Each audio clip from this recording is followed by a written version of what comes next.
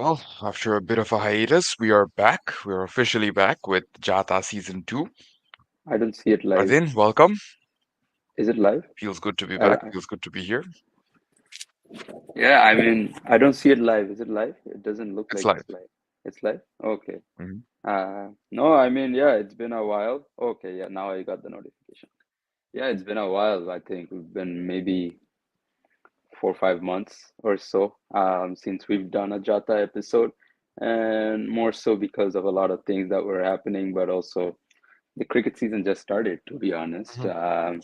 World cricket, the season does go from October till I guess early May, June, and then you kind of have the English summer and not much else going on elsewhere, except that there was the World Cup that was happening this year, earlier this year. And yeah, I mean, it's good to be back. Good to be back with the gang again. Looking forward to a good winter of podcasting and recording, and maybe some good cricket out there. Let's start with the India series, of course. Historic, Hmm. absolutely historic win for New Zealand. But again, it was so hard to see this coming because of the way New Zealand played in Sri Lanka. It's not like they were terrible. It's more along the lines of they got outclassed even while playing good cricket. And Yeah. that tells you that they probably have zero chances in India. And then Hmm. this happens. 2-0 even before the third game. Yeah. No. It's said in cricket almost that given India's streak and India's um, ability to kind of pounce on their home advantage and make use of that as much as they can, and how far that has come along, in the last decade or so, that it had almost become impossible to win a series in India. And yeah, more on top of that, what's very, I guess, out of the norm was that New Zealand lost to Sri Lanka by an innings in their last test before this series, and then they went on to absolutely play some of the best cricket that you have seen, to the point that Mitchell Santner's taking 13 wickets in a test match, and he wasn't even first choice spinner anymore in that lineup, right? He was also dropped from that test squad not so long ago. So yeah, no, it's good for the game, I guess, in a way, that this has happened. But it shows New Zealand as a team. I think in the past decade or so, England and India have lost only one series at home, and New Zealand has been the team to do it both in both occasions. So that tells you, even without Kane Williamson, pretty good feat. No, but does this uncertainty of, we've heard this for a while now. Kane may not be available. Kane may not be as interested to continue his international career, maybe not in Test cricket. We've heard these Hmm. things before. Hmm. Does it help to not have Kane around? In a weird way, does it help? Because then all these discussions go out of the window. You know what your best 11 is without him right now. Yeah, I think that's almost the case for any big cricketer. I feel like the way that media and the way that I guess our narratives are structured these days, we kind of make the game about that big player. We kind of make the fixture about that big player rather than about the other 20 guys or 21 guys that might be involved in that game. And the discussion or the chatter, everything becomes around that guy. And there's too many distractions out there in terms of what to go and do out there on the field. I feel like it also, limits someone like Will Young. He doesn't play a lot when Kane Williamson plays. He doesn't play a lot if, Rachin Ravindra is batting at three, etc. A lot of things, right? But no, I think this was actually a welcome bonus for them that they didn't have to worry about all that chatter. They knew they were coming into India, one of the toughest conditions to play in. They knew they're coming on the back of what, a series loss in Sri Lanka. So they had nothing to lose, just go out there and play a empty empty-headed, like free brand of cricket, you could say. Do you think it kind of played into New Zealand's hand that India also had a lot of chatter going on about their big players and their ability and their performance or their form coming into the series? While there was chatter, I don't think it was anything that was too concerning, especially given the way India won that last Hmm. test against Bangladesh. I don't think there Hmm. was too much concern in the India camp.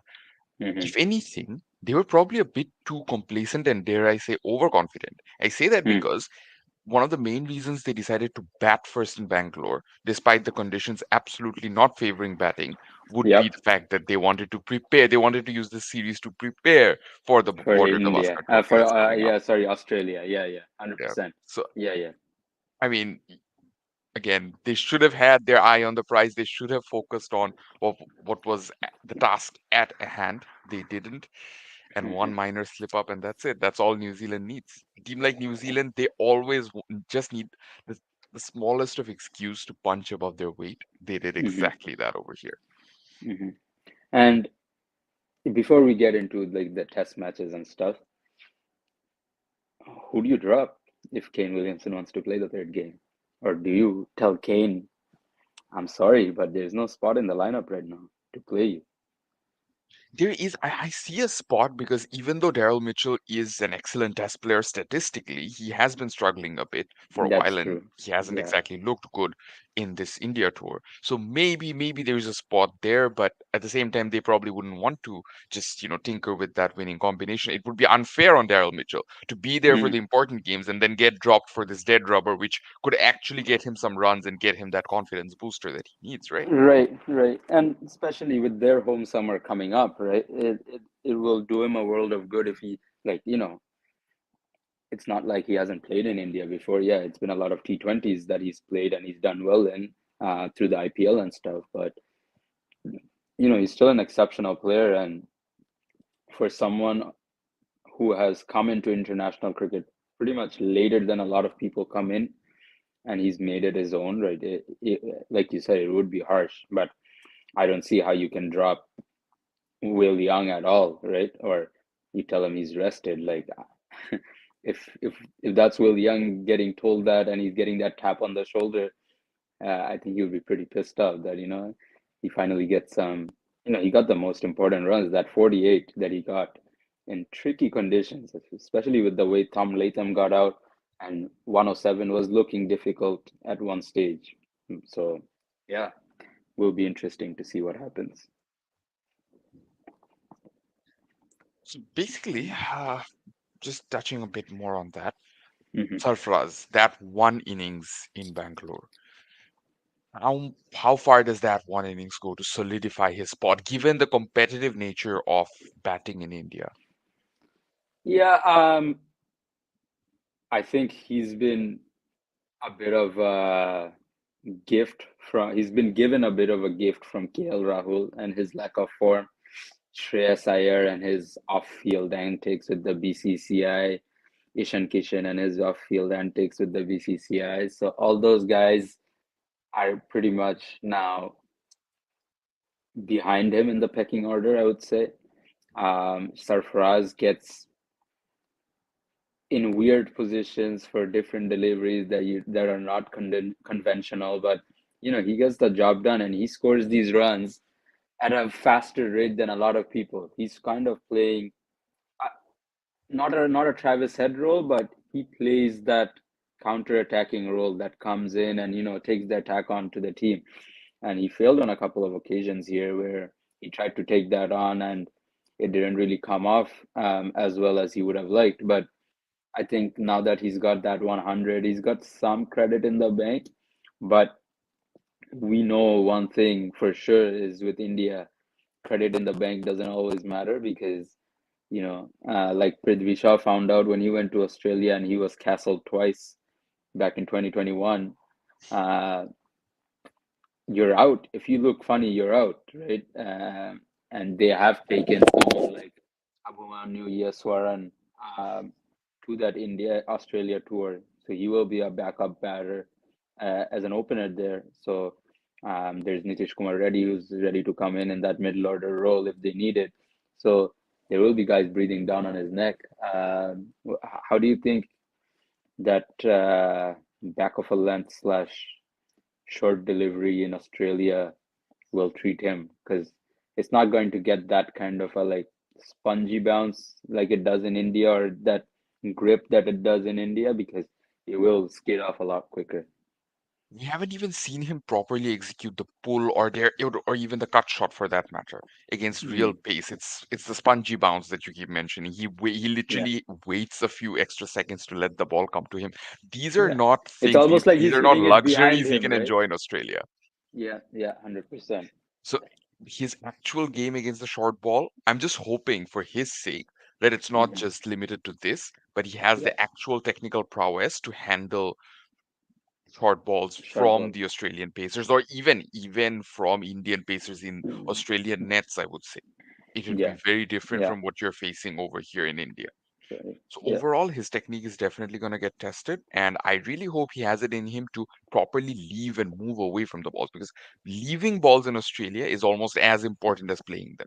Chiteshwar 100%. Pujara has showed that before. Yeah, I think yeah. that that's going to be a big test for him as well. No, But 100%. Yeah. we have to talk about the two spinners from the Pune test. Washington Hmm. Sundar, Mitchell Santner. Two spinners who never exactly came to their best with the ball in hand in tests, but Yeah. here they were. No, I mean, 3 days before that test match, Washington Sundar was just playing a Ranji Trophy match and was not really expecting to play a test game, right? But he hit a 150 there, which kind of helped his case with Kuldeep getting injured and India having that 46 all out. And, when you have a 46 all out, no matter what you say, no matter how you react, there's always that case of kind of having a knee-jerk reaction to it, because you've been outclassed for 46. You have to have a knee-jerk reaction, right? You try to fix everything at that point. And they've gone for that bowling all-rounder kind of a role, rather than, a lot of people would have said, Kuldeep's out, why not go for someone like Manav Suthar, who's done well in Indian domestics, or even our Sai Kishore or Saurabh Kumar, all these guys who've done quite well in the domestics, and all left-arm spinners. But they went for that option in Washington Sundar because of that 150 he scored, and more than the 150, he comes out and he takes seven for 59.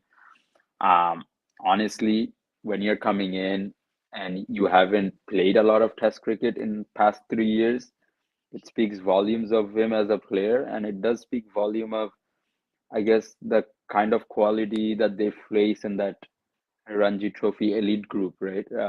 It's a lot of good players, a lot of good teams that have been structured, and that's why they keep producing these players one after another. And you know, if India were worried about Ashwin post retirement, they don't have to be as worried, because they know if they invest in this one guy and they put in that work behind him, he can easily bat number eight, man. Like he showed it in Australia 3 years ago now, but he can easily do it. Mitch Santner, someone who's averaged what 42, I think, before this test match, coming up with 13 wickets and turning the game on its head. This is pretty much the same thing that Tom Hartley did last year. He hit very similar lengths from what I saw. Um, a lot of guys were trying to make things happen rather than let the game come to them. Uh, he built that pressure up slowly, slowly, slowly. What kind of didn't help a lot was Ajaz Patel wasn't as consistent as you wanted him to be. Um, so that was kind of, I guess, putting a bit of extra pressure on Santner to be the containing bowler. But while also doing that, he wanted to take wickets too, right? But yeah, to me, it looked like very similar to what Tom Hartley did when England went to India. Um, Very similar lengths, getting them to kind of commit a little earlier than you would you would ideally commit, and that kind of lured in those extra mistakes from the Indian batters. Especially, I think once he got that Kohli wicket of that, a lot of people are saying it was a full toss, but I don't think it was a full toss. To me, it looked like it it dipped just at the right time.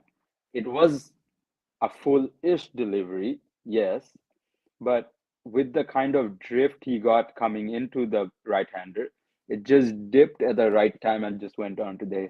But as soon as that happened, I think it just put him on a different level of confidence that, I have to make it work. And he was just hitting that length, and making it work. So, yeah, no, it's really good to see. And especially, like you mentioned, 40 average in tests. He was dropped after Glenn Phillips, the all rounder, came to prominence. So, no, this will be good for him. And New Zealand have a backup option, or maybe a front line option now for Ajaz Patel, right? Because Ajaz Patel does only play outside of home, and now they have an option to, I guess, play a spinner at home if needed. Maybe two. It's like last time they played at home, we did see Glenn Phillips feature regularly, so it could easily Yes, be Phillips yes, and Santner, Phillips and both of Santner. them operating as all rounders. That'll Yeah, be interesting. yeah, yeah. Rachin Ravindra, the young player who keeps impressing And he every just single keeps coming to series he plays. India and scoring runs, bro. That's all. Uh, no, I mean, like, a lot of people talk about, oh, you're a very big domestic bully, but you come into international cricket and you can't produce those runs anymore and all that. Rachin Ravindra scored a lot of runs. He did well in domestic cricket, but he was never this run scoring machine slash bully in domestic cricket. He was someone that came with a lot of potential, a lot of promise. He did two things and he fielded really well. So New Zealand initially just invested in him a lot since he played that under 19 World Cup. He was in every A team New Zealand announced. He was there in every HP tour that they had. He was there in every emerging team tour that they had, just to prepare this guy. Logan Van Beek was in those tours too, but he still plays for Netherlands, right? But the thing is, what that did is for someone so young at that time, right out of an under 19 World Cup, it built up that hunger that I'm only a step away, I'm only a step away, I'm only a step away, and I can get better, I can get better, I can get better. I think he talked about the fact that seeing Blundell and Devon Conway score the amount of runs that they did to break into international cricket really pushed him further too. That, if these guys can do it, they're really good mates with me. Why can't I do the same? And that really translates now into international cricket for New Zealand. That there's this guy at number 4 who walks in every day and just beats runs for fun, right? Like, what would you say are some of the strengths in his game, like from a technical perspective, that really helps him succeed in pretty much every condition now that he's gone to? You can see that surprisingly, he maintains a very stable base in the crease. But at the same time, Hmm. he's not shy of using his foot coming down the track and upsetting the spinners. That's one thing I've noticed about his game. He doesn't let the spinners bowl to him, dictate the conditions to him. And that's a Yeah. mistake a lot of New Zealand batters of the past used to make. That's why New Hmm. Zealand were one of the more struggling teams against spin. They're not anymore. Technically, they're Hmm. not anymore. They can still Yeah. lose a test match in India, Sri Lanka, Yeah. Bangladesh. That's fine, but they don't Yeah. technically struggle against spin anymore. And Rachin Ravindra is a very good example of one of their Yeah. modern products of players who are really good against spin, who are Yeah. technically very good against spin. That's what matters right now for him. I still think that against raw pace and bounce, he still Hmm. needs a bit of work to do. Hmm. He'll be tested more once he tours Australia, once he tours South Africa. It'll be a bit more challenging, I think, because facing pace in India is something he's done exceptionally well. We saw that last World Yeah. Cup as well. Yeah. Yeah. Yeah. For someone coming from New Zealand, facing pace in India is not really a challenge. He's not really Hmm. being tested, let's say. But Yeah. that test, we're No, going to like see we more of talked that about, it's test. that spongy bounce. It grips a little. You have that little bit of extra second, right? And if Mhm. you have a good bat swing, if you have those basics that are needed to play express pace, like you are more than okay than the ball skidding onto your bat and hitting that, top part of the bat more often. And Yeah. see, the whole conversation about maintaining a good pace with New Zealand players, it could be a double-edged sword because a lot of New Zealand Hmm. players, the mistake they did make was they would get way too stiff and get caught in the crease, basically. That's a Hmm. problem that these modern players are avoiding. While they Yeah. maintain a good stability, or at least some of them do, I Yeah. know for a fact that Yeah. Rachin Ravindra does, he doesn't Yeah. let it limit him to the crease. He's not afraid to Yes. use his foot. He's not afraid to come down the track. He's not afraid to deploy the sweep shot. I think that's what Yeah. makes him such a good player of spin. In Yeah. space, still some work to do. Still can be exploited a bit here and there, but again, he's young. He'll only keep getting better from here. I And I think really with hope we him get to and see more of his sorry, bowling, yeah, yeah, finish. actually. Yeah, that's that. The other thing is exactly he doesn't bowl a lot, if any at all, to be honest. Like these days, uh, I know he's worked a lot on his bowling at Super Kings Academy and things like that, but yeah, I don't think they have used it as much as they could have. The other thing that I wanted to mention was with Sarfaraz and Rachin, both of them, there's one similar trait in their batting that kind of maybe holds them back against that express pace, I would say, is their hands are very low. And although they have a good bat swing, when that express pace is upstairs, I don't think that low bat lift catches up to going above your head or like, kind of head level and going up, either like down to high or high to low kind of tactic on the ball, which is probably the reason that they're a bit limited in their um, short bowling game. So that will be something to, I guess, look into as they maybe as Sarfraz faces Australia's Pacers. Maybe we can see that come into play, and pretty sure Ricky Ponting will have a segment on it at Fox Cricket and let us know why Sarfraz is struggling.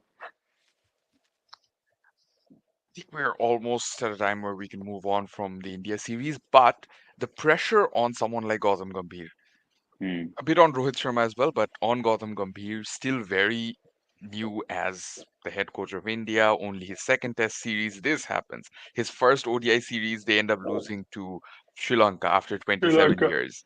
Yeah. How does that affect a coach, and how does that Uh, negatively impact the team? Difficult. Yeah, difficult. When Rahul Dravid first came in, I think India were on a losing spree a little, right? When he first came in, maybe not in Test, but in white ball, they were In Tests as well, probably. I think they lost their first series against South Oh Africa yes, South 2-1, Africa. Yes, yes, yes. The yelling on the microphone, yelling shall on we the say? Yeah, yeah, microphone. yeah, yeah, yeah. That's right. Okay, okay, yeah, so uh, I feel like with India, they get a very comfortable stance when a coach is there for a while, and then when a new guy comes in, one of my Indian friends actually told me this that once Gambhir comes in, if the results are not going the way that he wants it to go, a lot of the older players are going to be gone 6 months. If they don't produce in 6 months, they're gone. And we're seeing that with their white ball setups, where a lot of newer faces are starting to show up. Especially that T20 team is basically new T20 team now at this point. But with Gambhir, I think this Australia series is gonna be very important. If they get outclassed completely in Australia, Pat Cummins made a joke that I have my excuse ready if Australia loses, that I don't have Cam Green available. He was supposed to open batting and he was supposed to bowl, but he's not there anymore. So I think India, like if they get 5 tests, if they don't win at least two, I feel like there's gonna be pressure. There's gonna be a lot of chatter, especially he had his way. He got to choose his support staff. He got to choose who he wants there in that back room, who he doesn't want in that back room. And when you get that kind of a liberty, you were expected to deliver. So yeah. Now let's move on to Bangladesh versus South Africa. First test. I don't want to get too much into it because I think South Africa did sort of walk in as favorites, although it was Yeah. a 60-40 situation, but definitely expected better fight from Bangladesh, I'm guessing. Yeah, it's that same story that keeps on playing out, right? Like we have one good series or we have a good game here and there, and then you kind of fall into that rut again. And what I guess maybe you can chip in on this is I guess what's really hurting Bangladesh right now is just the inconsistency of their batting lineup and especially that top four and the amount of chatter about that top four from the outside. We know the board's not as involved as before anymore. The board barely has any input now into these things in the social media or in the news media. But where Papon left off, Riyasad Azim and co have picked up because now every single story, every single article, every single question in post game, pre game conferences is just about why are you struggling, right? Like I feel like it adds a lot of noise to players and their mindsets. And what's really hurt is someone like Zakir Hassan who scored that 100 against India and then had a couple of good knocks here and there. It just hasn't clicked the way you wanted him to click as a test opener. Shadman Islam, like I said, I've always said it. He might have one good innings here in our flat track, but he's too scared. Like against Pacers, he's too scared. He's just like what really floats in front of my eyes always is his BPL debut game back in 2017, I think it was, or 2018, something like Yeah, that, Shadman where debuted way back in 2015. 2015, sorry, yeah. And it just looked funny. Like he was all at sea, and these are on Bangladesh tracks too. At Mirpur, he was looking all at sea, and 9 years later, it looks very much similar, where he's always unsettled. And yeah, I mean, like, what's your take on that whole? I guess three left-handers in that top three has now gone into two left-handers and a right-hander, but yeah, I mean, we were basically batting with four left-handers in the top four in both Pakistan and India. hmm That is there. It's less of a problem of left hand, right hand, and more of a yeah, problem of needing the batters to adjust to the bowling, which Shadman didn't. Like Shadman actually got runs in India. I can't fault him. yeah. I can't say we should drop him immediately No, because no, no. in the Yeah, last yeah, test in India, he got a half yeah, century in that last test last innings that we batted. He was the yeah, only one who did, and it yeah. was a terrible innings overall for Bangladesh in the way we lost Mm, in a couple of days. The mm, problem is the issue I need to address over here is the fact that whenever he gets out or whenever he's struggling, he looks like he absolutely isn't ready for this. yes, exactly. Yeah, Shadman suddenly looks like he doesn't belong. yeah, yeah. Which again, you can't make sense out of that. He's been around for a while. 2018, I think he made his Yeah. test debut. He's been around. He's gotten runs. It's not like he hasn't gotten runs. He's gotten Mm, runs in Pakistan. He's gotten a half century in India. He's gotten runs here and there. yeah, But how does he keep looking so hapless? Is my question. yeah. And No, maybe this is the whole that comes point of down to his technique too, I think, right? yeah. Yeah, yeah, I think that that's the whole the biggest problem in Bangladesh is the whole thing you were mentioning with Ranji cricket. That's what we don't have. Our yeah, problem is when batters start to get runs, they don't need the best of techniques in our yeah, domestic circuit. And what yes, that happens when that happens, sorry, they can't actually develop their technique. There's a lot of coaches will tell you this. There's nothing worse than getting runs with a with a bad technique, with a broken technique, with whatever you would call it. If your technique isn't fully flushed out and you're still getting runs, you're never going to get that fixed. That is a yeah. problem. Yeah. It I'll happens with give the you a quick best of players. example. Yeah, no, I'll give you a quick example of, this is the problem with having your cement nets at the National Academy or, playing as much cement cricket as we do growing up in Bangladesh, or as they do in Bangladesh. In Canada, people grow up playing on AstroTurf wickets where you can plant your front foot and just hit through the line of the ball. Someone gets selected off that into international cricket, they go to a turf wicket, they're lost. 90% guys that I've played with cannot bat the same on a turf wicket as they can on an astroturf wicket. And that this is the reason I'm saying this is a lot of players in Bangladesh, from what I have seen, is when they're taking throwdowns, when they're taking drills, when they're doing this and that, little things that is working on your game, they're doing it on the cement wicket at that academy ground, where you can just plant your front foot and go through the line of the ball. And that comes into your game. Muscle memory, right? Like batting is all muscle memory. When you see a ball coming at you at 140, it's muscle memory. You just got to react to it, right? And because we are so, I guess, conditioned on that technique, Mushfiqur Rahim's still doing it 18 years later, 20 years later. And like the way Sadman got out, chasing that wide delivery from Rabada, or I think Wayne Mulder, sorry, maybe. You have no business playing that delivery. Sabir Hossain Sagar, as always. So he will be back. He's just He's doing moving well. He's houses. not missing us. Yeah, he's not missing us. That's it. He's not He's missing us. doing That's well. for He's sure. good. But he will be joining, I think, from the next episode. Hopefully, he's just moving houses and stuff. So, and we have a few other questions. We'll take those as we go. And then, yeah, I mean, Shanto, I guess the biggest discussion right now is uh, Shanto and his game slash captaincy slash extras. Let's talk about it. Yeah, Captaincy change. Is it too soon? Is it a knee-jerk reaction, or is it coming a bit later than it should have? I mean, there are so many questions surrounding this whole thing because just because Shanto was never proven to be this consistent batter yeah, or someone who can pull his weight in the team just by batting alone, and yeah, suddenly he is in the team just as a captain, just because his captaincy is pretty good, doesn't mean we yeah. can afford to have a situation where we're effectively playing with 10 players. Our 10 players aren't good enough as is. I So just as saw a that result, comment and I was laughing. The who new should be the comment. next captain? This becomes the question. No, I mean when Shanto was first handed the captaincy, right?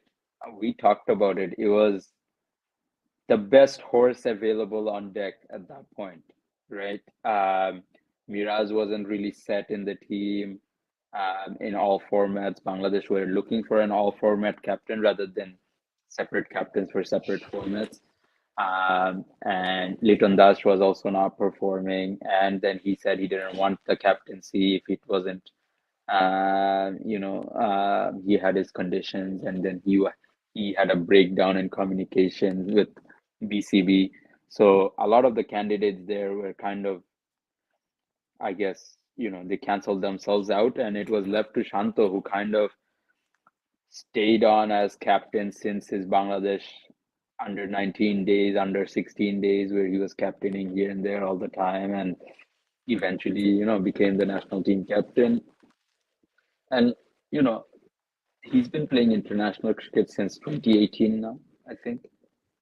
Yeah, 2018 or 2017, something like that.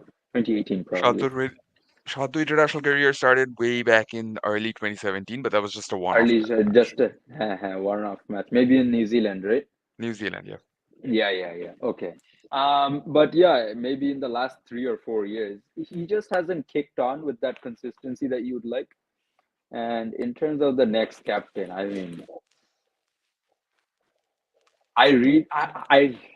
Miraj is a good player, but Miraj is not stable as a player.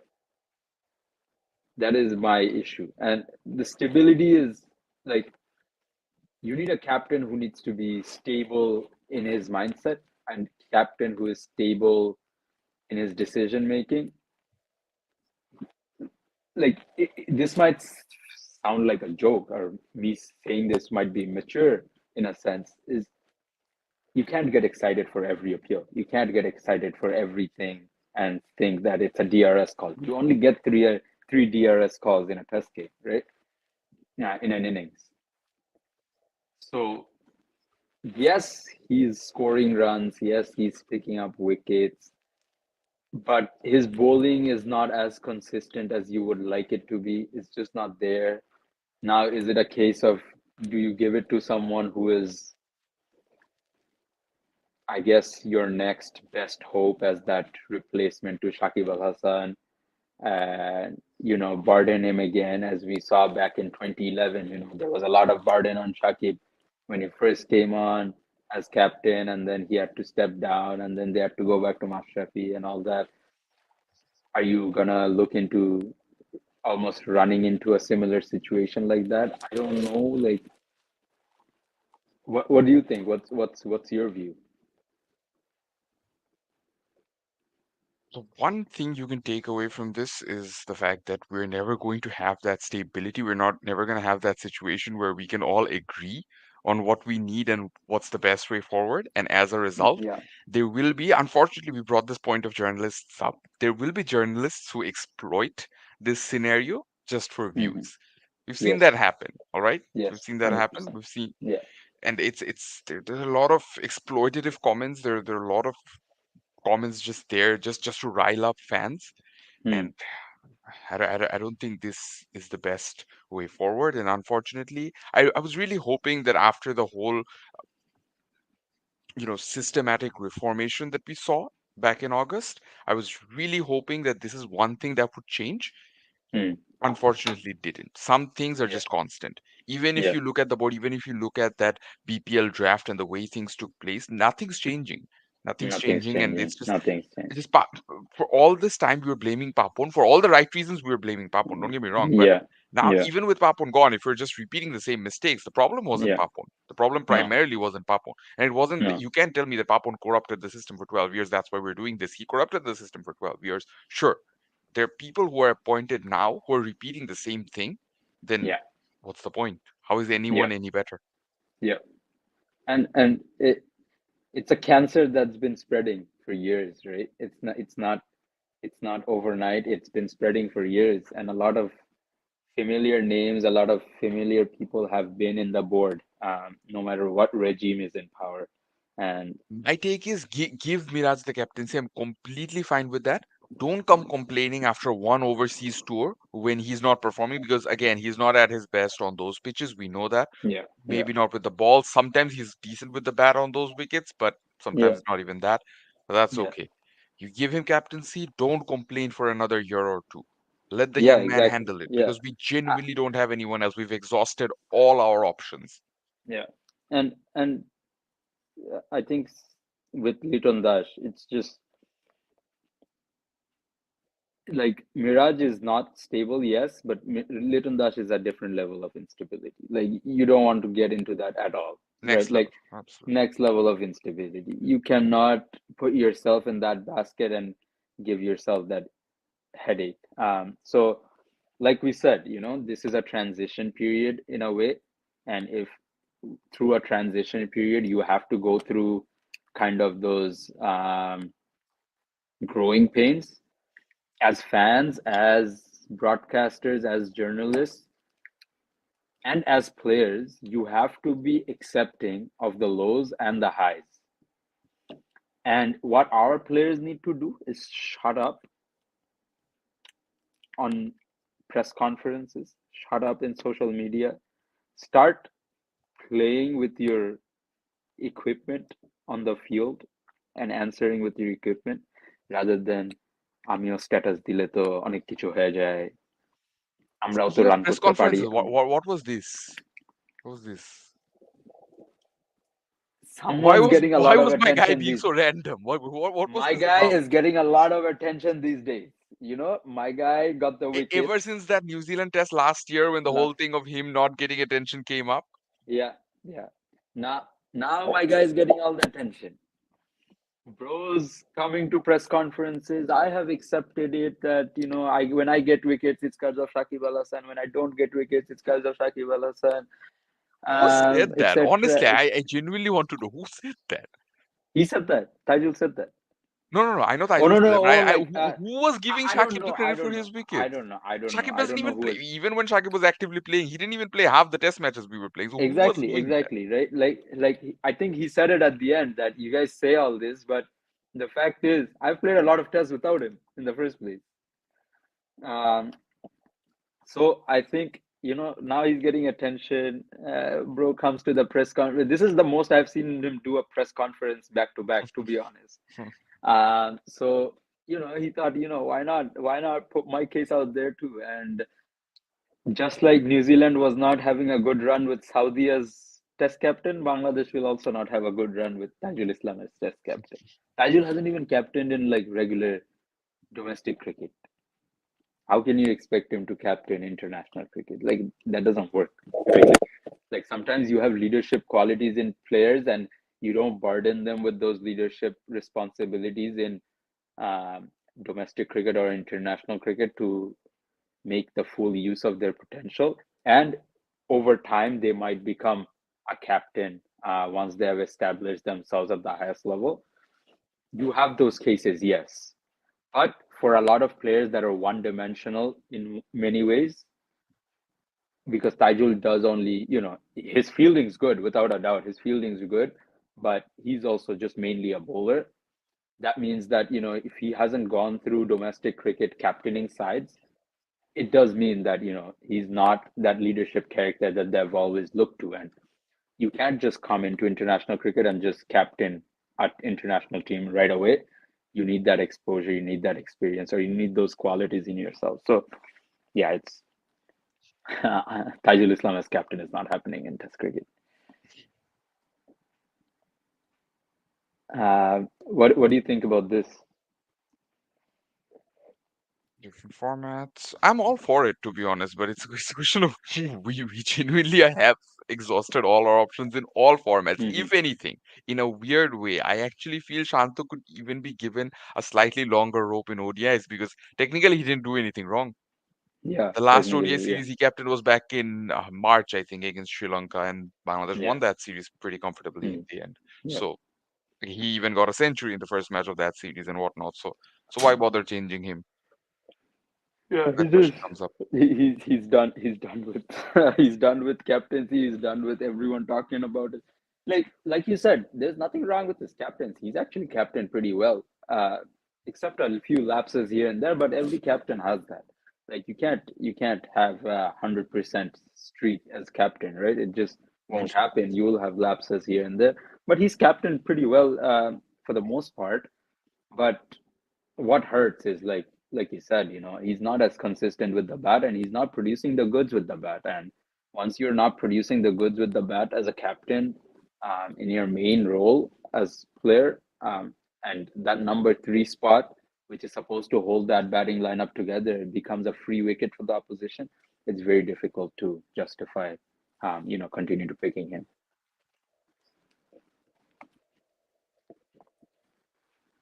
But seriously, the way we actually played this first test, Hmm. is it a sign that the second test is just going to be worse? Because usually when we step out of Mirpur in tests, Hmm. it only gets Hmm. worse for Bangladesh. Yes. Yeah. I think you can prepare for the worst at this point. You just know that, with Bangladesh, you get a lot of collapses. I'm trying to find the right for it. I guess explosions in performance, in clumps, right? Like when these explosions start happening, they happen back to back, back to back, back to back, and you just look really at sea. What sucks the most is Afghanistan's already won an emerging World Cup, Asia Cup. emerging Asia Cup. Sorry, they have played a T20I World Cup semifinal, and they've only been playing cricket for like I don't know at the highest level like 10, 12 years maybe maximum. But yeah, I mean, away from that, Bangladesh will struggle. They will struggle. There is a lot of outside noise that's going on, which will definitely disrupt the team's environment. There's a lot of chatter about how far along can you stretch someone like Mushfiqur Rahim when he's struggling? There's a lot of chatter about Shanto and his position in the team. Some chatter was there about Jakir Ali, but how did he get injured? What happened? Concussion? When? When did this I don't know. concussion I happen? missed it. I just heard a few hours ago that he's injured and he's being replaced by Onkon. Yeah, That's all I apparently he know. has a concussion and he's been replaced by Mahidul Islam Onkon, which I guess, yeah, in context of these implosions and explosions, how do you view that selection? What was It's a Bangladesh's? bit unfortunate for him because of Yeah, the half century he did get in that second yeah, test, sorry, yeah. second innings, and that could have guaranteed him a spot, and we may even have seen Shanto getting dropped in favor of him. Mm. Unlikely, but with the whole captaincy change scenario, it might have actually happened. Yeah, yeah, it could have But right happened, now, it's 100%. it's going to be a clear change. Jake is going to be replaced by one of the bowlers. I'm hoping that's the only change, because Yes, frankly, you can change one of the batters for Onkon. That's fine. I'm fine with that as well. But please don't go to Jottogram with eight batters. eight Just batters, please don't. please. No, I just can't take that. No, that's the thing. Like it's gonna be flat wickets. It's gonna be batting friendly wickets. And if you're playing eight batters, because of that thought that I want to maximize all my batters and as much as possible, you've already lost the test match. Bangladesh, the problem, man, Mominul looks so freaking lazy, bro. So lazy. He looks like it's not even scared. He's just lazy on the ball. The Mulder had him LBW. No doubt that was LBW. He was gone for duck. But he just got lucky that DRS wasn't working. Got a four off his legs. Two deliveries later from that first one when the DRS wasn't working. All the ball did was just the pitching moved from middle and leg to middle and off, and he's gone. He's so lazy on his approach early in his innings. You get a good one to him early, he's done. And that just exposes Shanto even more at four, right? Like it just exposes it even early. Shanto batting at three, Mominul batting at four. I don't know, doesn't really make a difference. It doesn't probably in the bigger scheme of things, but it's just guys don't look confident, which is really the tough part. And as a top order batter, someone like Jaswal, Conway wasn't getting runs for a hot minute in the middle, but he came back with that 91. You have to be ready to go through the tough periods in a test game. Now, Chittagong, it's gonna be a batting friendly wicket, but say Bangladesh bats first, and it's cloudy. It's been raining in Bangladesh for like last week, I think. Now, say it's cloudy, and you can't do it. South Africa chooses to bowl first. That first hour is gonna be tricky. That first session is gonna be tricky. You have to be okay with kind of accepting that role, responsibility as a top order batter to get through that. Because once you get through that, it will become scoring will become easy. Once the sun comes out in midday, it gets a bit hotter midday. But like, does it look like to you that anyone's ready to do those hard yards? No, no one has that mindset that it can actually get easier. No, you look at that Yeah, top order. The top order does not believe that. Maybe later down the order, maybe someone like Miraj, occasionally someone like Liton, they do yeah, tend to believe that okay, if we stick around, we can get results out of this. But the top yeah, order, never, absolutely yeah. never. And There's one more especially question I just what's wanted his? to take. Yeah, yeah. Miraj is constantly scoring runs at 6 or 7. Should we bat him up? One of the reasons he's getting runs is because he's batting down at 6 and 7, or not even Yeah. 6. He's usually batting 7 or lower. But again, that's one of the reasons he's getting runs a lot of times. Hmm. It's not something that we should really tinker too much with, I think. No, no, and I think anytime someone gets runs, someone does well, someone has a good series at a certain position lower down the order, our first response to it is, should we bat him higher up the order? If he's gonna go bat higher up the order, who's gonna handle our collapses that happens every other day, right? Like someone's gotta be ready to do the dirty work at number six, seven, eight. So no, I don't think Miraz needs to change. He plays that all-rounder role at six or seven, whatever it is, and I think that's totally fine. Interestingly, what I was thinking about is, say you dropped Santos or Mominol, one of them. Say you just dropped one of them, and you played Leighton Dash at three or four. Would you play Ankon at six?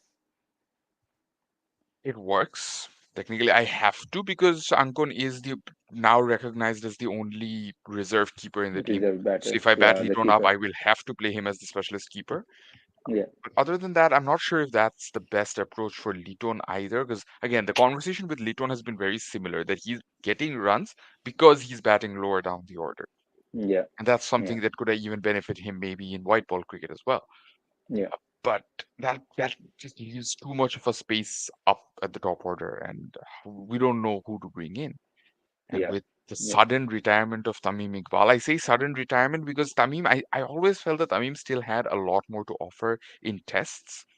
yeah, And yeah, that whole thing, the whole fiasco with his ODI World Cup decision shouldn't have impacted tests as much as it did just because of the mismanagement that is the yeah, Bangladesh Cricket Board.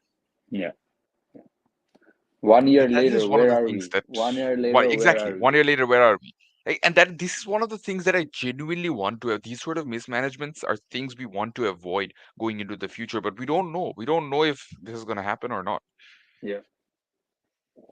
So And again, it's unfortunate because there was so much drama, so much chatter, so much BS that happened a year ago, from a year and I guess 13 months ago now. If all of that was avoided, we could have still had somewhat of a stability in Test cricket. But it's just now Shakib can't come and play. Tamim is not playing anymore. Like, oh, anyways, I guess the main question: should we consider Shakib Al Hasan done in international cricket? not even going to touch on this Shakib Al Hasan topic anymore. It's just it's pointless. Like again, all this time when I wanted him to play, when I didn't want him to skip matches in important scenarios, he would do Right. that either for actual emergencies or most of the time because he just didn't want to play. And Hmm. now when he wants to play, he can't. I'm sorry. That is how life works, right? Yeah, Sometimes yeah, that is yeah. exactly how That life is works. exactly how it is. Yeah, You reap yeah, what you sow, and that's not even bringing into the fact that what he did in July. We were here. We were here in Toronto. we We are know what here. happened. Yeah, And yeah, basically, it's all every time I want to feel bad for him, I remember the atrocities of July. I remember what he was doing at the time, and it's not about what the he fact that was he was saying. playing. What he No was. one's mad at him for playing Yeah, yeah. here in No, Canada. no, no. Shoriful was also playing, but Yeah, Shoriful voiced himself. yeah. He And stood more than the next to the lack of students. That's action, what he did. more than the lack of action, there was a lot. There was also a lot of things that he said, which was, Absolutely. mm, Absolutely. right? You cannot be a member of the parliament and then question someone and ask what they've done for the country. Yeah, When that random person, I don't even know that person, when that yeah. random person is at the stands and voicing his take on There. Bangladesh, voicing Yeah, he, in favor of the people of Bangladesh, and yeah, you're here opposing him, saying yeah, that, what have you done for the country? yeah, That's just yeah, horse shit, man. yeah. It makes zero I sense think to support him after that. just because we're still on the Bangladesh topic, please enlighten about Abu Haidar. Abu Haidar Ronnie had a pretty good BPL. That's all I'm gonna say. And after that, people were again asking why doesn't he get a chance in the national team? He's better than Mustafizur, this and that. Uh, again, they felt like okay, let's give him that opportunity. And where do we give him that opportunity? The emerging team. It's not like we don't have other players who are waiting in the wings, waiting to play in that emerging Asia Cup side. But no, it doesn't matter. We have to give these guys some game time because they tend to generate some very good online TRP these days. They get a lot of good attention, which Mm-hmm. someone like Maruf Mridha probably wouldn't get. We didn't get exactly. Yeah. Borshan is injured, so he wasn't available for selection. That's But fine. um, no, I think it's like I think it's okay if you want to pick one or two experienced guys. Afghanistan picked someone like Karim Janat in the emerging squad.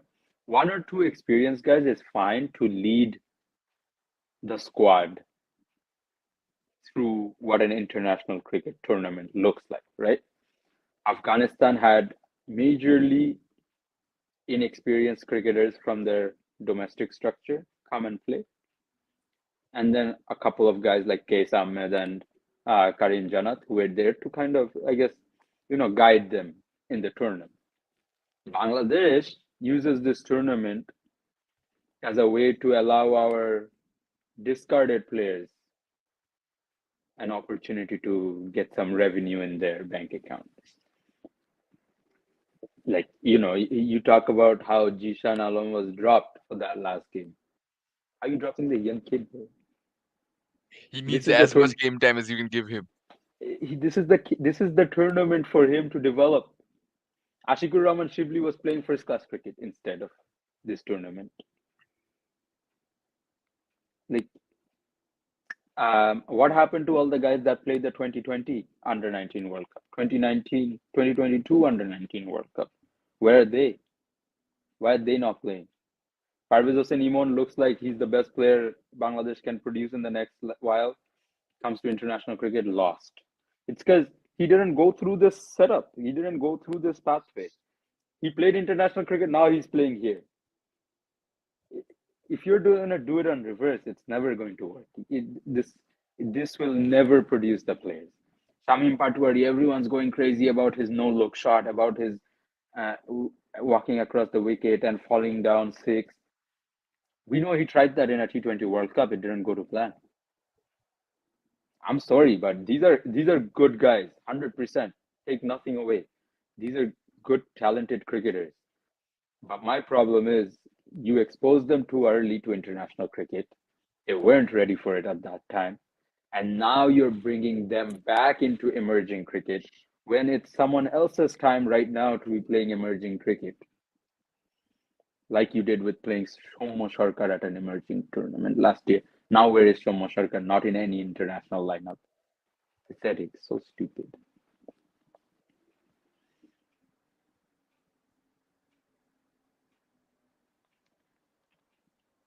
Why was Tauhid Rida sent in emerging Asia Cup? He go, no, no, no, no, no, no, no. No. This, no, thank you.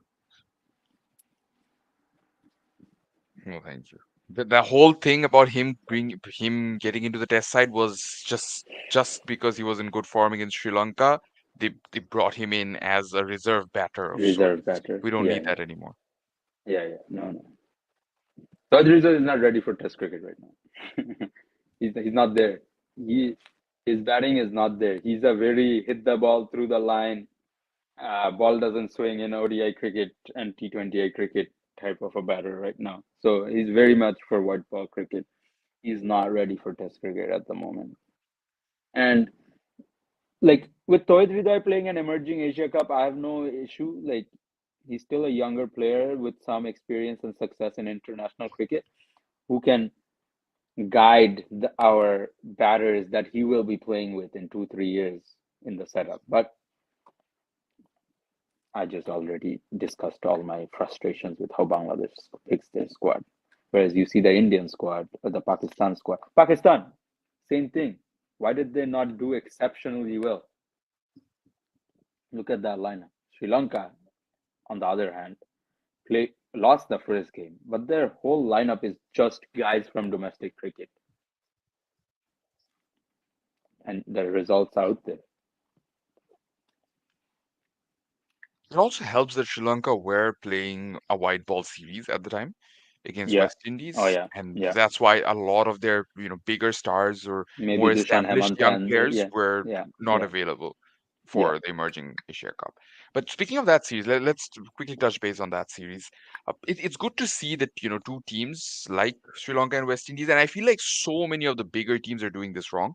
Sri Lanka and Hmm. West Indies don't qualify for the Champions Trophy that's coming up in just a few months. Yet they're Yeah. playing an ODI series, and it's a Yeah. good quality ODI series. They're not just going out there and throwing their wickets away. No, they're actually playing decent cricket. West Indies did have that odd moment in the second Hmm. ODI where it was just Hmm. Rutherford and Moti versus the rest of the Sri Lanka The Kohli respective attack. action. Yeah. Yeah. Yeah. But other than that, overall, it's good to see them at least giving ODIs some importance. How disappointing is it when teams like New Zealand and Pakistan just are neglecting ODIs for some reason? There is a Champions Trophy coming up. We have to remind Yeah. them. Yeah. No, this is the problem with having too many ICC tournaments in a cycle, back to back, because everyone was just T20s, just T20s, just T20s after the World Cup because they didn't want to play anything else. And after the World Cup, they have gone back to just T20s, just tests. That shows where cricket is going, but it also shows the lack of thought process ahead of time. When these fixtures are announced, these guys just announce it, right? Like five test series, three test series, five ODIs, five T20Is, five T20Is here, five T20. Like Pakistan's playing here today, tomorrow in Australia. Bilateral T20Is are pointless. If you can play them in a tri series or you can play them in a quadrangular series, I feel like there is still some kind of a purpose to it. But me facing Bangladesh facing Afghanistan in a T20I series does nothing. And even if you play them like again the way Bangladesh and Afghanistan do two-match series, I think it's Too fine. much. Yeah, Five yeah. match T20I 5 minutes. series, what purpose does that serve? What is the exactly nothing? Nothing. At that point, like you said about the BPL draft, you know what the purpose is of these tournaments or these series is, right? Like you're just filling someone's pocket at that point. Um, but ODI cricket has been a little tarnished because of people like Ben Stokes. My problem started with him actually. Before he was whining about ODI cricket, no one whined about ODI cricket. Him, Sachin, all these guys started whining. That's when this became a trend to whine about, complain about ODI cricket. Too long, takes too much, no purpose in bilateral ODIs, etc., etc. Now what happened? Ben Stokes is saying he wants to play Champions Trophy. Brandon McCullum saying Ben Stokes might come into. So then, why aren't you giving ODI cricket that importance? Why aren't you playing a five-match ODI series? When someone tells you to schedule a five-match ODI series, all of a sudden you're not interested. You'd rather play three ODIs and two T20Is, right? Like, so there's a lot of double standards with these boards, and especially, like you said, some boards that are not as financially strong. New Zealand. This is your opportunity to make some extra cash, right?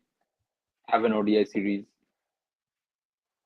They don't want to invite Zimbabwe. They don't want to invite Afghanistan. Why not? Give these guys that opportunity to come and play in your country. Or even when someone like sorry, even when a team like New Zealand is touring for a test match in Afghanistan, it was a good Yeah, initiative to go and play a test match there. yeah, Before that, you were free. Afghanistan yeah. were free. Both teams were fully Yeah, available. yeah, Why not schedule just a three-match ODI series? Because yeah. both Afghanistan and yourself, you're gonna play that Champions Trophy in Pakistan in Champions. just a few months Yeah, anyway. So you yeah. could actually, Afghanistan is no longer a smaller team or something. You No, can actually no. benefit from playing against them in ODIs. That's what South Africa did. I think it was really Yeah, smart because even though South Africa lost, I think that yeah, experience of playing against Afghanistan in Sharjah, I think yeah. it Sharjah. was Yeah, absolutely invaluable. I think that yeah. that really helped South Africa set up their squad and their 11 going And into the Champions that's Trophy. exactly what I was gonna say. That South Africa is a team in transition that is trying to figure out who to place where in that lineup. And that series gave them a good indication of who can fit into what position.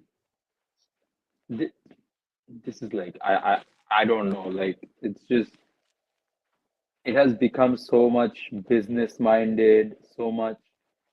I will tell you one thing. It doesn't matter if the CPL is going on. It doesn't matter if the IPL is going on, the 100 is going on, PSL is going on. If two boards agree to play international cricket, there will be players available. Sadiqullah Atal 100%. could have played in that series if some of your guys are not available, say for Afghanistan, because maybe Gurbaz is going to play CPL instead of that series, where I don't think any Afghanistan player will ever prioritize a franchise deal at this point in their career over an international team. But if it did come to that, Sadiqullah Atal, man, why not? I don't think Afghanistan would Muhammad ever Ishaq. complain about having to play No, extra no, ODI never, series or never. anything like that. Because Never. they It's go it's, and they it's always play these against, other boards that are yeah, having problems. yeah. Afghanistan's playing a random series here against Zimbabwe, next day against this guy, this guy. No one complains. Rashid Khan's there, Nabi's there, Mujib is there. Mujib is getting dropped these days too, since AM Ghazanfar came into the picture and Nangelia Karoti. So, Ghazanfar was the only one from the main team to play in that emerging squad. He did pretty yeah, well over there. he did. Yeah, no, no, he's a good talent. He's a good talent. Someone needs to change his name, man. I know, No, man. That's why I said AM, bro. Straight. yeah, yeah. I like how Cricinfo expressively writes it Exp- as AM because like so who I named checked him? his, I checked his Instagram. It's actually ALLA. But still, it's the same meaning though, right? I think I it's just feel like different. it's the same meaning, right? Same meaning. It's supposed to be Yeah, same yeah, meaning, I think. yeah. So I don't know. I don't know Probably a what Pashtuni they. spelling, but same meaning. I don't know what they do out in Afghanistan, but like, uh, remember Anur from 2022? Same situation. First name was,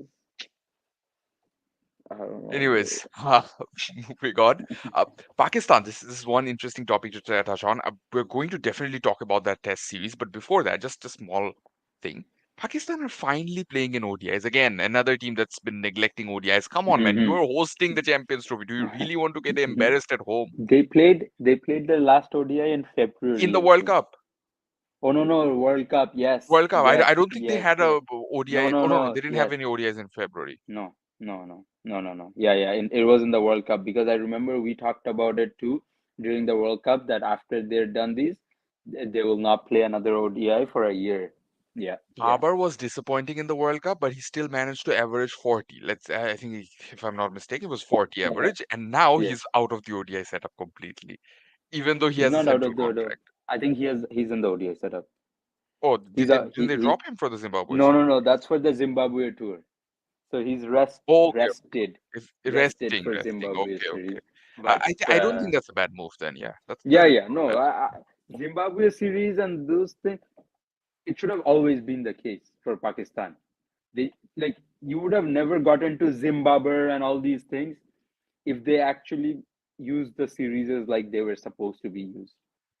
And Play this is him in not half they used to tour Zimbabwe or have Zimbabwe over so frequently that they could easily just play Babar in half the matches and half that'll be fine. exactly. That's exactly rather than downplaying Zimbabwe, you could have played him in half, maybe one away, one home, like alternate, whatever, and given some other guys a chance. But yeah, I know. I mean, what do you make of the whole Babar Azam, Shaheen Shah, and Naseem Shah fiasco with Pakistan cricket? Before we dive into the Test series, because right after that first Test, the whole scenario changed in Pakistan cricket. Pakistan, it always boggles my mind how they keep making this same mistake generation after generation. Every time there are Hmm. players openly beefing with each other. This has been going on forever. Hmm. Yeah, 70s, yeah, 80s. You talk about it.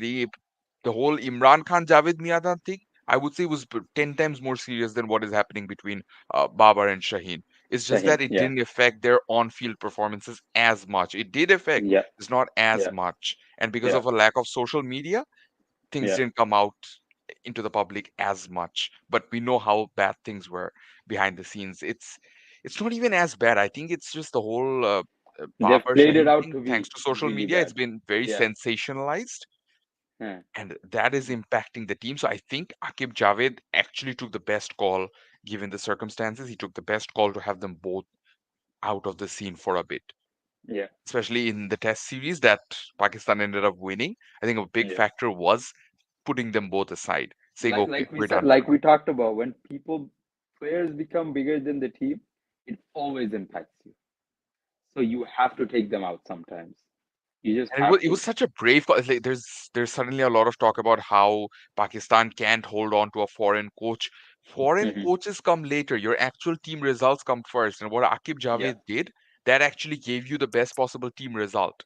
Yeah. I think that's what Exactly. matters. No foreign coach would have the power to drop Babar because that would create a lot of drama. Yeah. We know what And happens. Ask Greg Chappell what happens when you drop an established player slash captain.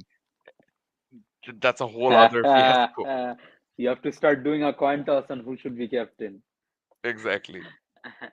No, you know what really surprised me is uh, so I just found out what today morning that Alim Dar was the one that kind of pushed for that used surface in Multan test. Uh, and why did Pakistan become so absorbed by having flat wickets?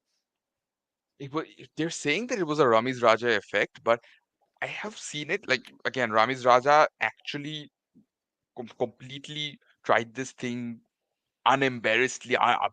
I want to use the word shamelessly at this point, just because he did it openly. He did it boastfully, bashfully almost. Hmm. But before that, it's not exactly something that's new to Pakistan cricket. We've seen it happen before.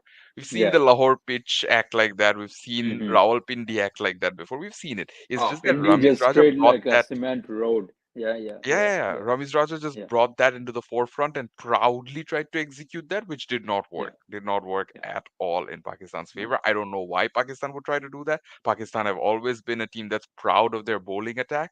So doing this basically negates that. I don't know why they would come up with that. No, I mean, you look at the way I talked about this before. Sajid Khan does not have the best basics to bowl um, long overs in Test cricket in all wickets. This is person because this is personally very similar action-oriented issues that I also have. But on turning wickets, he will get results no matter what. Right? Like you can see the way he attacks the batters in turning wickets and the way he bowls to them. He's played enough domestic cricket to know what lengths work, what lengths will get him that. And that was exactly what happened in those two test matches, right? Same thing with Noman Ali.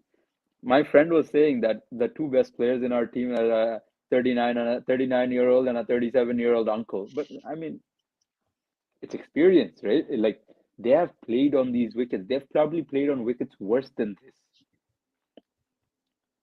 So 39 wickets in a space of two tests is unheard of. unheard of, unheard of, exceptional. It's crazy.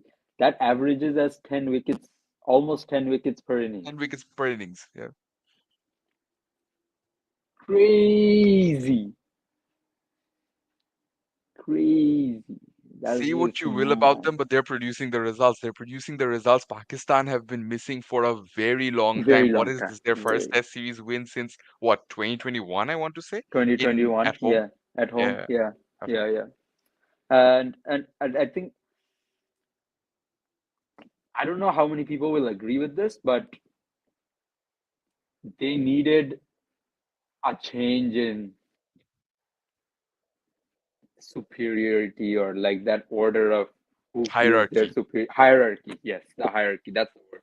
They needed that change in hierarchy because although I would like to say that Babar is not the kind of guy to kind of have that attitude, but it felt like it was kind of maybe creeping into him because once they told him to get the captaincy back, he initially wanted captaincy for all formats, but they were still gonna stick with Shan because he did seem like he was gonna produce the results in Pakistan, but they just didn't go through completely. Like they were there in every game in Pakistan. They were almost there. They were almost there. It just didn't click completely. So for Shan, like I'm glad, even though that he had to go through so much, he still got these two test wins under his belt now as captain, right? Where's Mir Hamza? Okay. Where's Amir You, Jamal? you, you give them some time, they'll be back. Amir Jamal is still around. Amir Jamal is very much around though. But he's also now playing white ball. Interesting. Hmm. So would you say he's the one that they're looking into, kind of that number eight Pat Cummins role? I think so. I think so. Not necessarily a Pat Cummins, because Pat Cummins can be a number 11 with Yeah, just yeah, his bowling mhm, alone. I don't think yeah, necessarily a Pat Cummins, but yeah, he's got that number 8 thing going for him. yeah, Pakistan yeah. haven't had a proper number 8 in a while, from what I remember. Like because Shadab basically got promoted up, and Shadab's bowling was a bit inconsistent. He Now couldn't Shadab is actually dropped. now Shadab is dropped. So again, they didn't really have that number 8 thing going on. Fahim Yeah, Ashraf, they tried with him briefly, didn't work. Again, a lot of names that are going to come up, which they yeah, tried and tested, didn't work. And now yeah, Amir Jamal might be the next on that list and next on the chopping board, if you will. But yeah. I'm hoping that something works out over here. Because another thing, like someone needs to manage the mentality and the psychology of these Pakistani cricketers, because you cannot have generation after generation openly beefing with each other. And these are not small players. Shaheen Where does Afridi it is a come big from, name or in where does Pakistan it cricket. stem from? Like, in Bangladesh, how, when we're talking away from camera, like in our offline chats and stuff, offline online chats, uh, we talk about how, the kind of attitude or the kind of precedent that has been set by the senior players in Bangladesh, and how that has translated now into the newer generation and how they respond in a similar way. Is that similarly what happened in Pakistan too? That they have seen this happen for years, so they think that it's okay to just beef openly, publicly, no matter what. I think so. I think so. And I think there are some very negative lobbies which encourage this behavior. Yeah, yeah, There's something that's I going agree. on behind the scenes that's encouraging this, because otherwise it Hmm. shouldn't be happening as openly, because it's happening at every level. Someone like Ramiz Raja can sit in the com box and openly promote his side of this beef, right?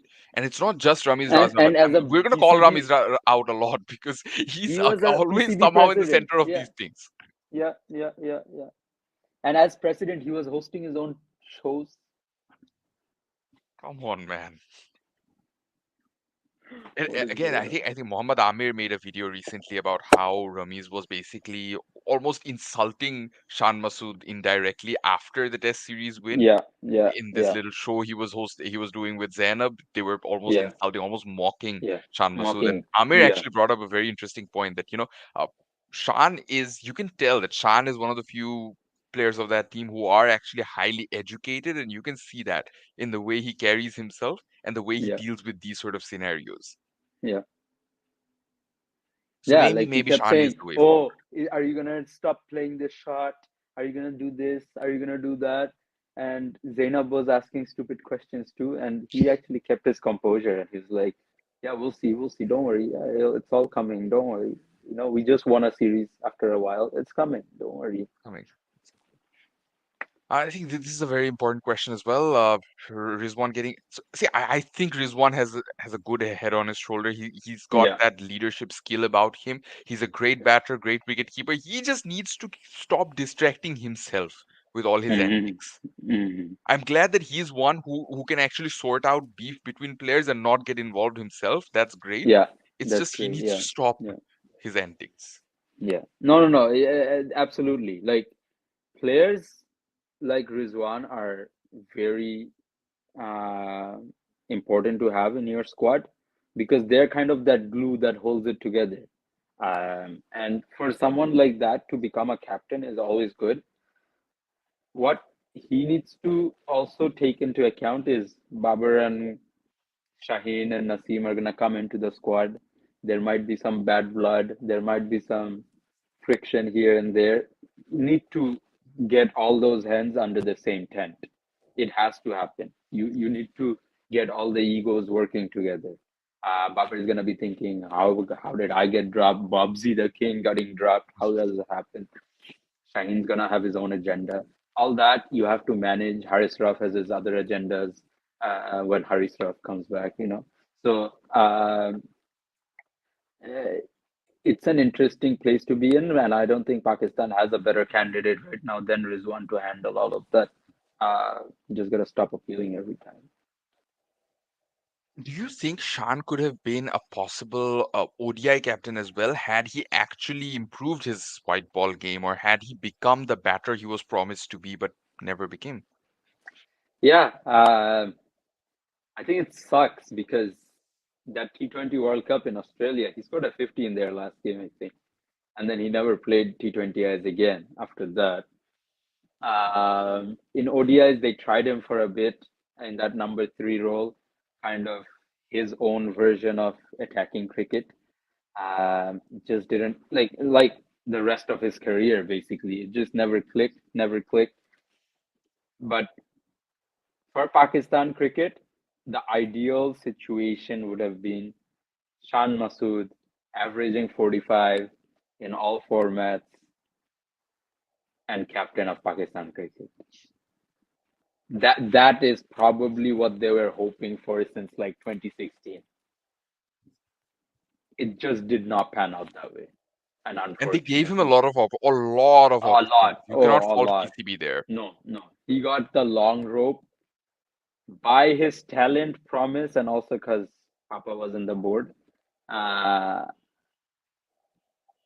he just didn't make full use of it, and but this is my problem with PCV. Everything's changed all of a sudden. Two test matches. When you announce your squad contract, the guy just won you two test matches in his captaincy, and you announce your contracts and you say, mate, you are gonna be category B on the contract list, subject to captaincy. Come on, man. That's like if you get dropped tomorrow, you don't have a paycheck. Noman Ali just took what 20 wickets across two test matches, maybe, or a bit more. Sorry, Noman. Subject to fitness. Pakistan cricket always finds a way to make something happen. If Some this kind was of the spot younger will player, if always. Noman was 27 instead of 37, I would understand that mindset. I would understand that thought process. At Yeah, 37, he can yeah. give you performances. He cannot give you that promised fitness that you're expecting from him all of a sudden. So No. if you think that his fitness isn't up to the mark, just don't play him. But if you're going to And play the him, thing if he's is, going to give you results, you have to pay him accordingly, right? exactly. And Varun Chakravarti just talked about this recently when he made his comeback. He talked about the fact that for someone like Varun, who never played, junior cricket, all those growing up, he was never in the system. It was very hard for him to maintain the fitness standards that they require. And then when you get dropped from international cricket, you're all again on your own. Now they have a center of excellence at Bangalore and etc. And guys can go in there, they can take the initiative, but they don't always have that for players. Pakistan does not have anything like that for players. Oh. So Even for someone like Varun, let's say, he's already, yeah, if I'm not mistaken, he's already what, 31. yeah, If he now tries to manage his fitness and make it that of these younger players, these younger it's not going 20, to 25-year-olds who've been part of the system, it's not going to work. He's not going to no, meet those standards. India yeah, produces some very fit cricketers right now. Varun is yeah, never going to meet those standards no, with his no, fitness alone. yeah. So Noman's not going to be the same as Shahid Shakil. It's not going to happen. So you can't expect someone to do that. So at 37, if he's given you results, you can give him that surety of a contract, give him that comfortable area, comfortable zone in his career that, for the next 1 year, you're sorted. But no, they will, Rakimul, if you're injured tomorrow, I am sorry, but there's no paycheck for you. It's crazy. This actually brings up a very funny story, although this is from a different time entirely. But Wasim Akram brought this story from the 90s. He used to talk, he mentioned that Saeed Anwar used to be the laziest cricketer. in the team. Hmm. Saeed Anwar Hmm. had six pack abs at the time, but he was lazy in a sense that he just didn't want to work out. His Yeah, whole thing yeah, was, I'm here to bat and I'm just going to bat. That's it. That's all yeah. I'm here That's to it. do. And with Yeah, the yeah, bat alone, he was good enough to act or to once be part of that whole Sachin Lara discussion. Even yes, it's just something yes, very tragic happened in his personal life, so he moved away from the game. But again, yeah. that's what Wasim tried to bring up, that you can have the fittest of players, the most what you can call that, but the most deserving in terms of their skills with bat or ball, but Yeah. still not focus too much on fitness, because some people just don't do that. Some Unfortunately, some people, people don't do exactly, they don't, and that's totally fine, right? Not everyone has to be molded the same way, right? You cannot mold everyone the same way. It just won't happen. And if you try to do that, then you will lose guys to the system. Yes, there should be minimum standards that you're looking to meet, and sometimes you have to bend those minimums for certain people because they will give it to you skills wise. They just might not give it to you with that 18 on the beep test because their body might not allow that, right? Like, it's the same as India, like how Virat Kohli basically set the standards to a level at which it was unheard of before. But yeah, just because Virat Kohli did that doesn't mean you can suddenly neglect players like Rishabh Pant or Sarfraz Khan, because Sarfaraz. Virat, Yeah, Virat can't play all of their roles together, can he? yeah, And no, if you no, get another cricketer that's almost as fit as Virat, but doesn't perform with bat, doesn't perform with the gloves, doesn't perform with the ball, it doesn't yeah, matter. You no, can't have them replace Pant or Sarfraz for that matter. no, no. What do you make of Saim Ayub? I I don't know. I think this is another cricketer that's getting way too many chances, and with the whole Fakar getting dropped out of the central contract, I Hmm. genuinely feel bad, because I feel like Fakar should have gotten all the chance that Sam Ayub did He in scored any 100, format. I think, Yes, in their even in last Test. ODI, right? Yeah, Like, yeah, yeah. oh yeah, or even in Test, Even yeah, in Test, like if you go back to his Test debut back in 2018, 95 under pressure against Australia, he got a yeah, 70 odd in South Africa in some in very South difficult Africa, conditions. yes, yes, He deserved, if anyone deserved a longer rope, it's him. If anyone deserved a blind auto choice selection in ODIs, it was him, because of what he did against New Zealand in that ODI World Cup. hmm, So overall, I think it's disappointing. I think it's disappointing the way Fakar gets treated a lot of times. He's sacrificed his opening slot. He's done whatever the team he's required. batted from 1 to 5, I think, at this point. Absolutely. So it's very Hmm. disappointing that the way they have treated him, unfortunately. But moving on, there's one last topic I think we can address before we call it a day for now, and that Yeah, is the IPL retentions are coming up. I think 31st October yeah, is the it's the date last when the day. teams have to submit their list. What are some of your takes? I know there are 10 teams. We're not going to go over all of them, but what are some of your takes on that? And the fact that teams get a budget of 75 crore, I think, just for this retention of six players alone. I think what is it, 2018, 16, 14, or 2016, 14, and 11, something No, like no, that. no. They have eased up on those numbers now. Oh, They've they have. become more flexible, I think. If Oh, teams okay. agree to a certain, like 75 is going to be constant, and for Yeah. the uncapped players, it's going to be 4 crore, Okay. approximately 4 crore. But other Yeah. than that, you can play around with all the other numbers. It's fine. Okay. Okay. Okay. Okay. Okay. India is moving into a new generation of T20 cricket, and I think they will do well to, all the franchises will do well to kind of retain what India's next best 15 look like. Nitish Kumar Reddy, Ravi Bishnoi, Mayank Yadav, Ayush Badoni, Riyan Parag, Abhishek Sharma, maybe Prabh Simran Singh, Gaikwad, all these guys. You kind of have to retain them and give them that stability or surety of that franchise that they are playing at, or the franchise that has invested in them stays. Someone like Sanju Samson also needs that now that he's gotten his first 100 and he's looking like, he's coming of age finally, that India has been expecting for. And Just to here's put into context, a team like Rajasthan may be in a position where they have to let go of the arguably the best white ball wicketkeeper batsman, that is Joss Joss Butler, in Butler. favor of Yeah, Sanju Samson and Yashasvi Jaiswal, and that's okay. that's okay. And that's fine. I think I think you agree what India's done well in. no matter what the chatter is about IPL and what happens behind closed doors, etc. They have produced the players. The IPL has produced their next generation. The IPL has produced no-name players like Varun Chakravarti, like Mayank Yadav, who were nowhere in a circuit. It has given Khalil Ahmed a second life in international cricket. It has made Yash Dayal from a villain to a international prospect. A lot of things, And the although I hate biggest that guy. criticism of the IPL was it didn't give India a T20 World Cup. Now it has. Now it has, yes. So I think teams will do well to do that, and teams will also look to move away from overseas players. I think that are kind of in that 30 plus, 35 plus age bracket.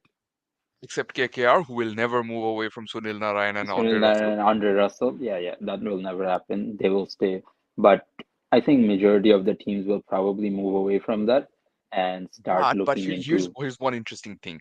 Do you not yeah, think that this rule is was specifically made for teams like KKR, SRH? This rule that to there's run no into this restriction issue. on the capped Yeah, overseas players. Like, you can get yeah, as many capped overseas players as you want. That's fine. yeah, Uncapped yeah, category needs to be Indian players, but yeah. capped doesn't matter. Doesn't matter. Yeah, and I think it's good in a way. Honestly, it's good in a way because Because teams are still going to prioritize local players, I think. yes, Teams like yes, Rajasthan, they yes. still are going to prioritize local players. But KKR is gonna be giving Sunil Narayan or Andre Russell that first contract. Pretty sure. Which is so Uh, unfortunate because if anyone deserves it, it's probably Phil Salt. Phil Salt, exactly.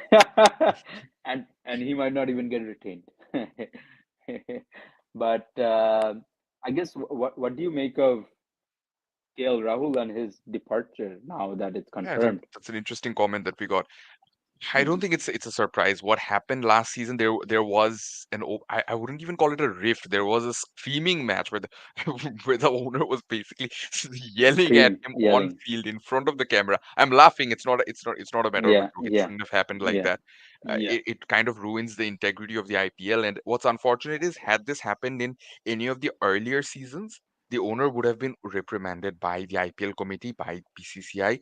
That doesn't happen anymore. Too much money gets thrown around, and when Too you have much. this much money Yeah. getting thrown around, there are very few people, even in India, who can actually invest that much money. So you don't want to And piss the these biggest people thing off. is this is a ex-owner who had left and he's come back He's had and they rifts want with to other players return before, by the and way. they want to retain him, right? So they're Mhm. not gonna they give him that kind of leniency that okay, because he had rifts with Dhoni, I think, Yeah, back in something like that. RTSG or whatever, right? Rising Pune Super Giants.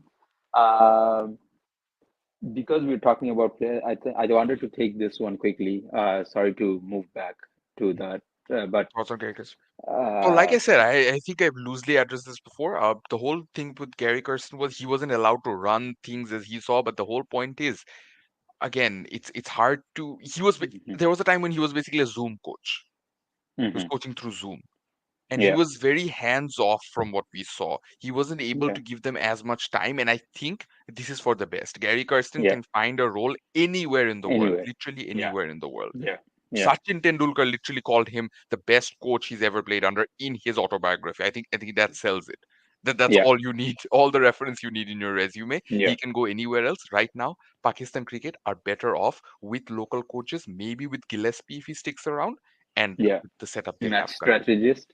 And no, it didn't work when Mickey Arthur was there. It won't work with Gary Kirsten. Mickey Arthur, I would say, tried a lot more Yeah, than yeah, Gary yeah, Kirsten did, and I think yeah. Gary realized that this is not the best environment for him. His skills as a coach are better utilized elsewhere. Yes, I agree, 100%, 100%. It's just it's a waste of time for him. It's a waste of time for Pakistan cricket too. I So actually wish there was a situation where he actually stepped down maybe after the Bangladesh series. That way, he would be available for Bangladesh. I think Phil Simmons is a good wishful, coach too, but wishful Gary thinking, Kirsten would be wishful slightly thinking. better, I would argue. We didn't address Phil Simmons. Well, Oh yeah. what I mean, what do there you make isn't of much the? to say. Again, like I said during our Facebook Live as well, we know how good. or the type of coach Phil Simmons is. He is Yeah. closer, if I have to go the football route, I would say he's closer to an Arsene Wenger than he is to a Pep Guardiola. But Yeah. at the same time, that's good enough for Bangladesh, because right Yeah. now Bangladesh's problem isn't to do with coaching. Hathura No. Singh, the problem with Hathura Singh is he does a lot. Good, Yeah. bad, whatever he does way too Too much. much. Too much. Exactly. He does everything too And he much. has done too much. I would say he has done too much harm in the last 2 years. And I Yeah. cannot expect Phil Simmons to suddenly undo all of that harm. That's No. why I want the board and I want the management to take responsibility for that. Yeah. Someone like Akram Khan has been around forever. Yeah. Moving Papon hasn't moved him, right? Exactly. He's been That's what I around. said. I was saying some of the individuals have been constant, regardless of the regime that has been in So place. it's time they're held accountable. That's what I'm trying to say. I'm Yeah. not saying that remove all of them, because for me that is not a Yeah. solution. Yeah. Keep them around and hold them accountable. Make them fix these things. You have someone like Fahim sir to support you right now. Yeah. Go check out our Facebook page. We have a video with him where he's being Yeah. very candid and Yeah. expressive. But anyways, someone's even asking Ballon d'Or predictions. I'm very disappointed that Bini has openly already been told that he's But not winning. all yeah, and all the Real Madrid players said they're not going to the They're not good. I think that's a bit of an overreaction, but I think Rodri is winning the for sure. for sure. But again, I'm coming to that a bit later.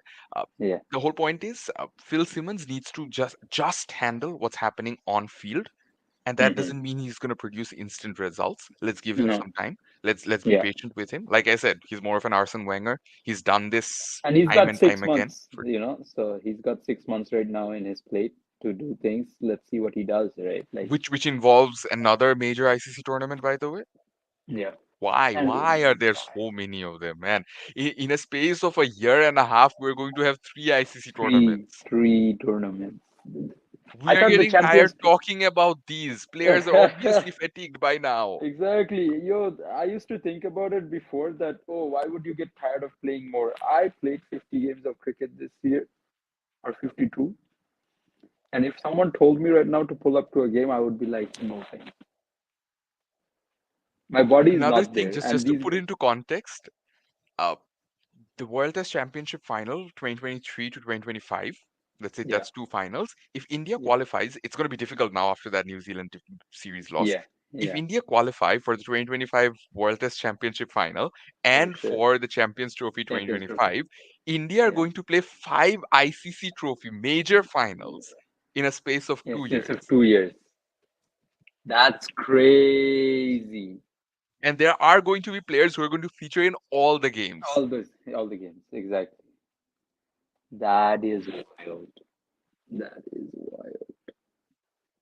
Ballon d'Or. I Because think Rodri wins it, but I don't know. If it's not going to be Vini, I would have liked to see Carvajal have his chance yeah, as a very obvious Madrid fan. But whatever. Man said Carvajal, Madrid boys. But you guys are not even going to the Ballon d'Or. That wasn't my decision. Come on. that I don't like that telling players ahead of time that you're not winning. It's not the right way, but what can we do? Also, this brings into light how Messi and Ronaldo used to go to all the Ballon d'Ors, regardless Mm, of which of them would win. who win Their exactly? fans would be Yeah. fighting all the time, but they would attend every Mm. single ceremony, and all of the other players did as well. It was a prestigious thing to even be called Be into the best be 11 there and all that. But exactly. Yeah, yeah. Now prestige it's is gone. the whole dynamic has changed in international sport or like sport in general. I think that's a whole different discussion we can get into. Okay, Fardeen, I think we're pretty much at the end of today's discussion. We've Yeah. kept our fans engaged long enough, and Hmm. hopefully, the next episode will be back very, very soon. Yeah. Hopefully. No. Thank you everyone who joined and for all the comments too. Appreciate it. And yeah, second season just getting started with JaaTaa. So long winter coming for us. It's pretty cold today. I stepped out for like 30 minutes and it's cold. So yeah, we'll be inside a lot more. But looking forward to All right, goodbye. it.